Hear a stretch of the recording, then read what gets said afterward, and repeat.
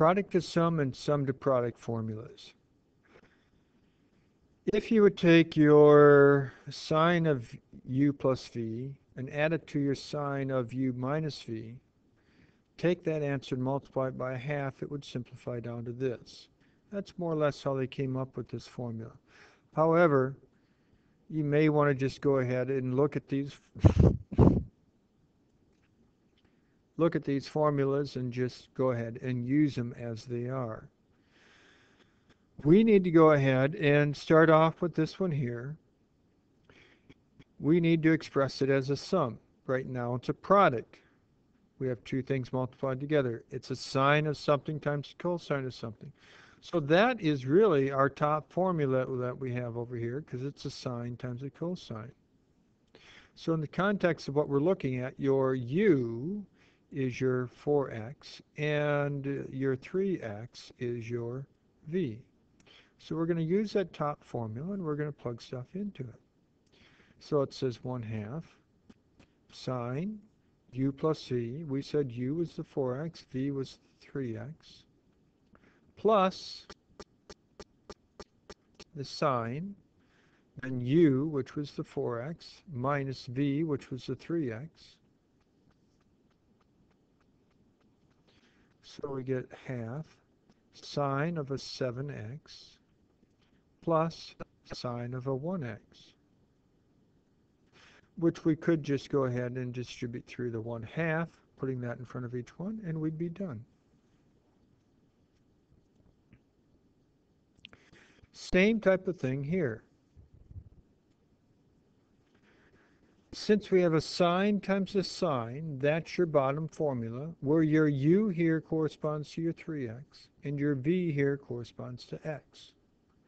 So we use that bottom formula, half cosine, u is your 3x, sine is your x. This is minus cosine u, which is your 3x, plus your v, which is x. Your parentheses, the first parentheses, 3x minus x, is your 2x. 3x plus 4x, or 3x is 4x. And then just distribute through the 1/2 to each one. Well, we had on the last set of formulas, we had a product on the left and a sum on the right. Well, these are the reverse problems, where you're starting with a sum / difference on the left, and you're ending up with a product on the right. So here we have a difference on the left, a sine minus a sine. So then we want to look over here on the right and say, okay, which formula is a sine minus a sine? That's this one here. So therefore, your a right here correlates to this, so we'd have to plug it there and there. Your b right here correlates to this, so then you'd have to plug it in there and there. And so it's just a matter of plugging and chugging. Plugging it into the formula and plug through, or chug on through. So you go 2 cosine, your a is the 5x, your b is your 3x over the 2, times the sine, and then it's the a minus the b. A once again is your 5x, b once again is your 3x. So then you get 2 cosine, well, we get an 8x over 4, or 2. 8x over 2 is really just a 4x. Then we get a 5x minus a 3x, which is a 2x over 2, or just an x. So we now have it written as a product. So we want to go ahead and solve this problem. But a lot of times things are factored, meaning multiplied together. It's a lot easier to do. So here we have a sine plus a sine. So let's go ahead and write it as a product by using our sine plus sine formula, which would be this one for right here. Your a would correspond to your 5x, your b would correspond to x.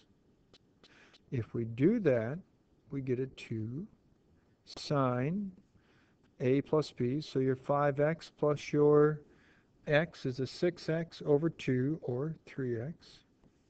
cosine, you got to take a minus b, or 5x minus x, which is 4x, over 2, or 2x, still equal to 0. You now have a couple things multiplied together to give you 0, so one of them has to be 0. So you set the first one equal to 0. You set the second one, the cosine of 2x, equal to 0. Then you got to ask yourself, when does the sine equal 0? Well, the sine of what angle equals 0? Your angle is your 3x. When is sine equal to 0? That's at any multiple of pi. Because remember, it's at 0, at pi, at 2 pi, 3 pi, and so on. So when you finish solving that, getting rid of the 3 in front of your x by dividing both sides by 3, we get pi n all over 3. For the second one over here, the blue one, you got to say, okay, when is cosine equal to 0? Cosine's equal to 0 at the top of the circle and bottom of the circle. So our angle's 2x. We say it's equal to pi over 2, top of the circle, plus pi n, because if you go from top of the circle plus a half a revolution to the bottom, then you add another half a revolution to get to the top, add another half a revolution to the bottom. That half a revolution we're adding is the pi n. We now got to go ahead and get the rid of the 2 in front of the x. So we got to divide everything by 2 or multiply by half. Doesn't make a difference. So then we get half of pi over 2, or pi over 4. And then we got to take half of this, pi n over 2.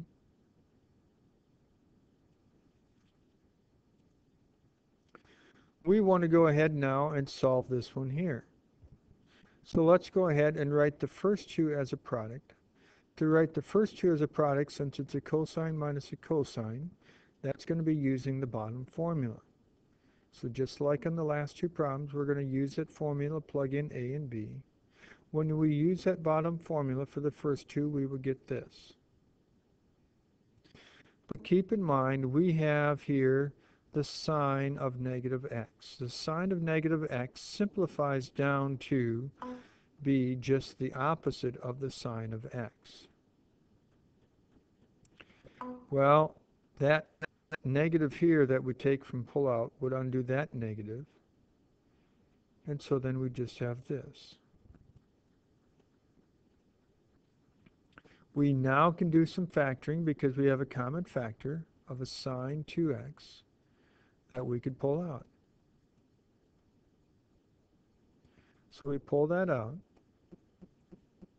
We now have two things multiplied together to give you 0. So set the first one equal to 0, or set your parenthesis equal to 0. When you take your parentheses set equal to 0, we now got to get sine by itself, so you got to add 1, get rid of the 2. We now need to continue here. As we look at this, when does sine equal 1/2? Well, sine is equal to 1/2 for your angle of x at pi over 6 plus 2 pi n. But keep in mind, sine is also equal to pi over 6, at half, at 5 pi over 6, plus any multiple of 2 pi n. Same type of thing over here. When is sine equal to 0? Well, your angle is 2x equals to 0. Remember, at any multiple of pi, divide by 2. Remember, though, it's here at the top, it says between 2 pi and negative 2 pi. So one full revolution forward and one full revolution backwards. So we need to go ahead and plug stuff into our formulas here to be able to find all those answers. So we plug in 0 for n, 1 for n, 2 for n, and so on, and also the negative ones until we get outside of our interval for each one of these. And so then we would get all these different answers.